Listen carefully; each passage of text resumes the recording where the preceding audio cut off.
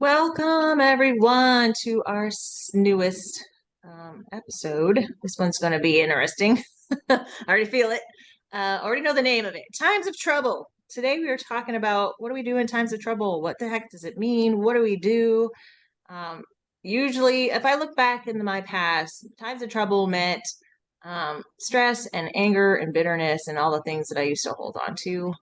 But as we learn to grow and understand that there's lessons in everything. Now, when I have times of trouble, which I've kind of in one lately, I had a huge epiphany talking with Taylor before we got on here about, there is a war going on for your soul, and we are all divinely connected. So why would we not feel that happening? Why would we not feel a bit of agitation or a bit of something feeling a little bit off? Because there literally is a war going on in the unseen. Um, Not just, for our salvation, because we already have that, but to keep us on our path. God has very distinct purpose for you. And of course, Satan doesn't want that to happen. He doesn't want God's kingdom to keep getting bigger and more refined and able to shine farther. Because I really believe the more we let God in and the more He heals us, the brighter we become for Him. And the darkness gets pushed out because light actually blots out darkness, which means it erases it completely. Satan doesn't want to be erased completely. He wants to keep messing with us. So we have to remember that sometimes just because it feels like things aren't working, because it feels or because we can't see anything happening is usually when the most is happening. Because we feel something. Like this morning, like I feel a little off. And thankfully, we talked about having community before. I have Taylor, and we actually sat here. She got to like breathe some fire into me this morning to kind of remind me that God has a plan, and it's so much bigger than we can even fathom. We just need to hold on sometimes. It's just that grab and hold, and He made me stubborn for a reason. Use it. Use what He's given you. I was always told stubbornness is not a good trait, but it actually has been an amazing trait because it keeps me from falling because I refuse. I straight out refuse to fall. I know God's doing something big. Um, and even if I am going through some times of trouble right now, it doesn't have to be mine. It doesn't have to be mine. I can say, okay, God, you know what I'm going through here. That's why He says when we yoke with Him, it's easy and light. We don't have to carry all that junk. Um, but I was also thinking about too how important it is, that strand of three first of all, cannot be easily broken.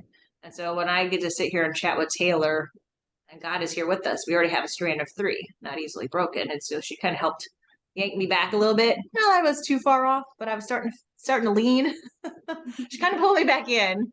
I love Taylor. You gotta love Taylor. But it also amazes me, when you have someone else who believes, that understands the warfare that's going on in the background, um, who understands that sometimes in times of trouble, that's a moment of choice. Do we choose to go towards the trouble or to just hand it off and say, okay, God, I know something's going on back there, but you've got it.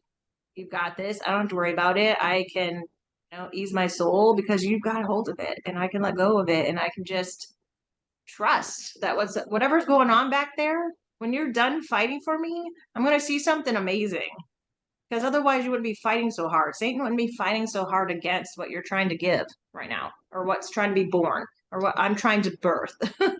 And I've also noticed too, because sometimes we want to shut ourselves away, which I used to do. In times of trouble, I would go shut myself away because I didn't think people would understand me, or I don't know, just for whatever reason it was. I try to block people out. But now that I've grown, and part of me was thinking I should have called Taylor sooner, but the difference now is when I go off alone, it's not to try to cover my wounds, it's to allow God to rip them wide open because He's the only one that can cleanse all that out of there. So it's a lot faster and actually less painful when I just go before Him and say, okay, here's this thing. Do something with this thing. And He's like, usually he's like, are you ready for this? And I'm like, yeah, I'm ready. And the first time I did that was really scary and was really painful. But now that I understand what He's doing, He like rips you apart. It's like spiritual surgery, rips you open, gets all that out. It's almost like it just falls all out. And He takes all the dark and He just puts His light back in. And then you're like, Okay, that's better. And so now I'm rambling. I'm on coffee, so I'm a little rambly. What do you got there, Taylor? I'll let you Oh, talk for a minute.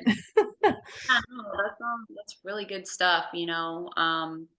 Something that I read recently that kind of like aligns with that is it says it's from this lady that I follow on Instagram. She's like a health guru kind of girl. And she said, allow yourself the freedom to feel negative emotions without feeling confined to them. Life has a full spectrum of emotions. You don't always need to feel happy to be at peace. And I love how that's just so well written because did Jesus feel happy all the time? No, but he literally carried the presence of peace all the time. Um, and I think that it's important for us to have that freedom to know, like, I'm not in bondage to negativity. I'm not in bondage to darkness just because I'm feeling this way for a moment. You know, this is my sign to pray and to take this to God. And he is so good to us. You know, and it's said that we typically draw closer to him in times of trial. You know, whenever things are going great, we're comfortable and we start to become codependent on our routine, on, oh, everything's going good, everything's working, the money's coming in, money's going out, you know, full operation is going on at the house. We come in, do dinner, go to sleep, sleep comfortably, sleep well, get up, starts over, right? So we can get into this comfortability. And when things get shaken up a bit, it's shaky. Like we don't like it. We're like, what's happening? Like, why is this uncomfortable? What is, I don't know what my future holds, right? Have you ever been in that place where you suddenly just like the floor beneath your feet just cracks open? You're like, what does my future hold? Um, and when we go to God in those times, he is our certainty. God is our guarantee when nothing else can be our guarantee. I don't know if you've ever heard of sales pitch or marketing. It's like, oh, you know, your money back guaranteed, you know, or, you know, refund, or, you know, you could come trade this in guaranteed. So God is our guarantee. We can just put our faith in that alone. We don't have to know what's next to have a guarantee that he is there. And all he asks of us is to cling to him. That's all he asks. Like that is our job. That is our one job. It's not to go and try and frantically control and put all the pieces together and be like, oh, well, if I just do this, this, and this, we'll be good. I've been there. Trust me. And the Lord's been doing some heart surgery on me with control. And he said, I am the one that holds your future in my hands. I am the one that, you know, breathes breath into your lungs each and every day. And so I'm your source. And so often we run to the vehicle that the source provides as our certainty, our security, our, you know, looking to that for our sense of peace. You know, we're looking to the money, we're looking to the success, we're looking to the security, you know, of a home, a shelter, the money in our account, whatever it is, we're running to the vehicle. And the source is up there like, hello, I'm the one that literally like drove that car down to you. So you should be clinging to me, not the vehicle, right? That gets you to that place of abundance. So we just have to rearrange our priorities and our mindset. It's really just a renewing of our mind, which is, it takes work each and every day. But in the times of trial, like this is the time to allow God to come in and change our perspective, because he cares more for our character than our comfort. And so I love how Laurie words this, that there's a lesson in everything. And so we can just turn to him and say, God, what can I learn from this? What can I learn from this? And have that heart posture of just like, teach me, show me, change my perspective. What is it you want me to know and to learn in this moment? Because usually if we can like learn and have that open heart posture, he will get us through that storm much quicker. Versus if we're just like, oh, this is against me, that's against me, like just living in fear and worry of what tomorrow holds and whatever it is that we're facing. So we have to know that God is our guarantee in the times of trial. and that these times are meant for shaping. I'd listen to a pastor, John Bevere. He's incredible. I love to learn from him. And he talks about the fire all the time, and how, during those fiery times in life, like that's when we become flexible to remold. And he has this whole analogy about his gold ring that God had spoke to him about. Um, and I don't know all the sciencey terms that he described, but he was pretty much saying that, your ring is isn't pure gold or whatever if you have it in its uh, ring state. But once it's put in the furnace, like all the temperatures do something, and it makes it malleable, to a point where it is purified when it's in the heat. And so, pretty much what God was saying to him is, during your times of trials, when I'm purifying you, like it's literally getting rid of all the other, things that are combining with your purity. And so he's refining us in the fire so that we can become more holy, because that's his goal for us. It's to for us to become more in the image that he has for us. And so whenever we just want to look at, me, what's going on with my life, oh, this is affecting me, that's affecting me, sometimes we just need to take a step back and be like, all right, God, like, what do you want from this? Yes, he will give us the desires of our hearts. And he does say that in his word. And he says, call on me, ask, seek me, and you'll find, ask, and you'll receive. And so that is true when we're living in a state of desperate faith and holiness. We can't ask and receive if we're just willingly living in sin or complaints or expectancy that, entitlement that he owes this to us, right?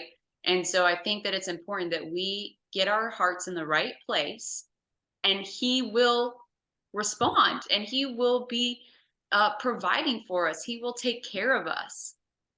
And I've seen him do it so much for me in the past few weeks when I've been facing one of the hardest times of my life up to date.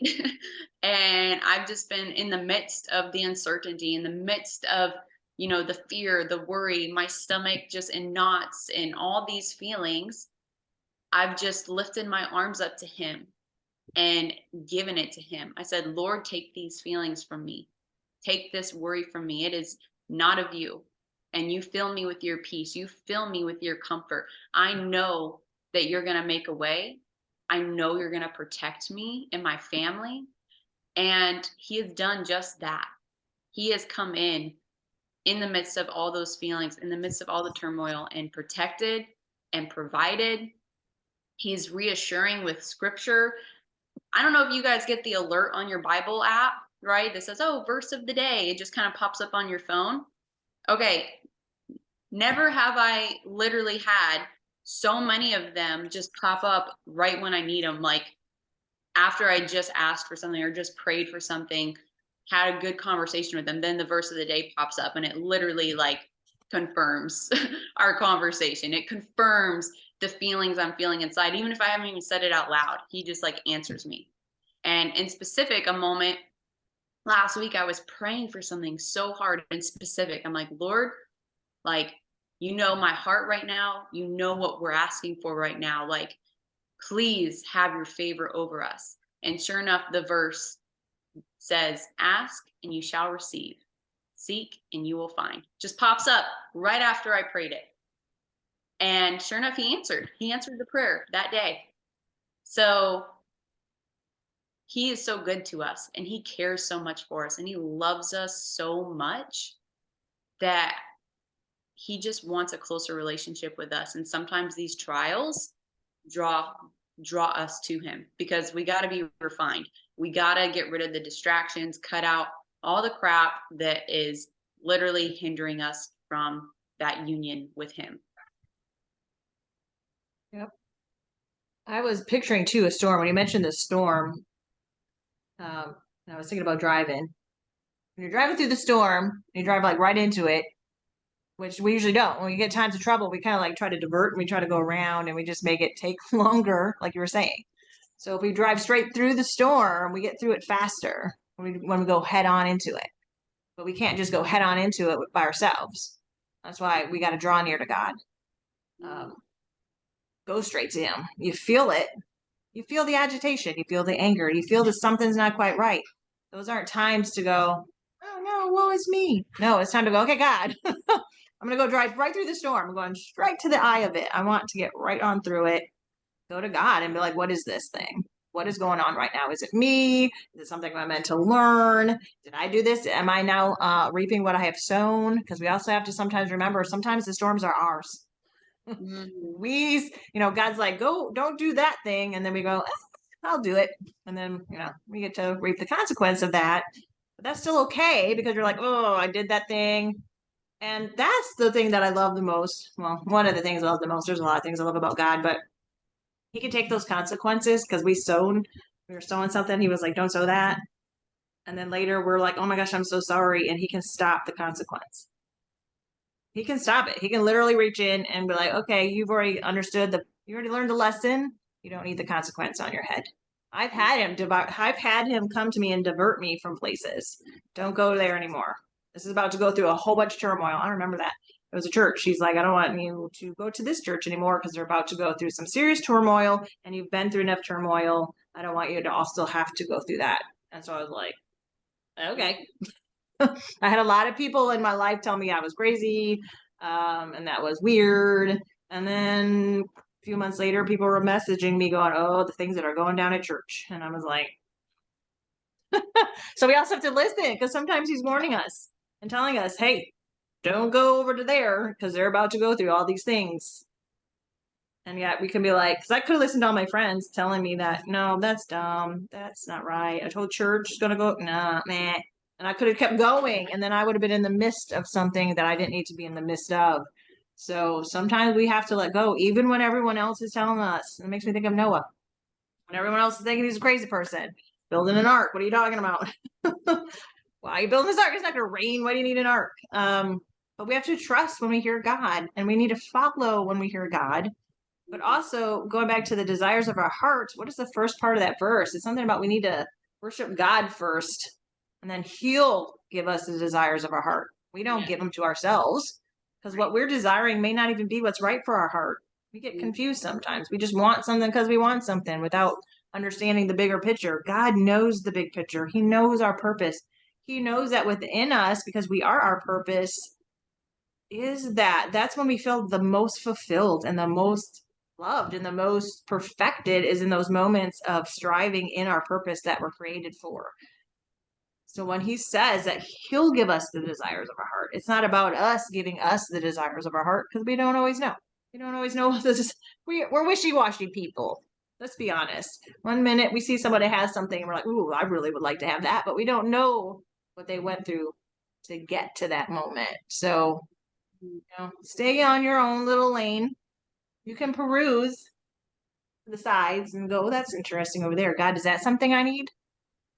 We could probably limit some of our turmoil if we would see, if when we see something and we desire it, if we would go to God and be like, is that something I need? Right. Is that over there? That looks kind of nice over there. But He may know that if you don't know the spiritual surgery they went through to get to that, you've been through your own. You really want to go through all that again? Nah, I'll pass. So yeah, today was all about, hold strong, everyone, and go straight to God. And then if you have to, like I said, if you have to walk away from people that are pulling you back into the storms, then walk away because God is not asking us to stay around people and ride their storms with them if He's not calling us to. So don't do that to yourself if you don't need to, because you can pray for them from over here. Right? Just like Jesus was asleep in the boat. We don't have to be shaking with their boat that's quaking. That was pretty good. I love when God rhymes. um, so yeah, Taylor, do you have any last thoughts? I think that we hit the nail on the head, honestly, with just where we wanted to go with this episode, where God wanted to go with it, honestly, since it just kind of came to us and we kind of found out that we're both kind of walking through something. And, this message is for those that are facing a trial. And, just to hold tight and cling to the source who is going to get you through it a lot faster. And when we open our hearts up to learn and to just receive what he has for us, um, we're going to become more in the image he has. We're going to build character that is lasting for eternity. And I think we have to have that perspective in mind, that it's not just about getting through this next week or getting through the next few years of life, right? Our character is more important than our comfort, because our character is what goes to eternity with us. Our comfort here on earth is just a vapor. Like it actually holds no eternal value. Our comfort holds none, but our character is what holds eternal value. And so that's what's imperative about our attitude and our heart posture when we're walking through trials. Yes, we can feel certain things. We can go through certain feelings and moments, right, in time, but it's all to lead us back to God so that he can do the heart surgery on us that is needed at that time, that's going to grow us to be stronger people in his kingdom. And I think that that's just a great lesson for us to learn. So thank you guys so much for tuning in. We hope that you learned a lot, and we look forward to our next episode. And don't forget to subscribe. Bye. Bye.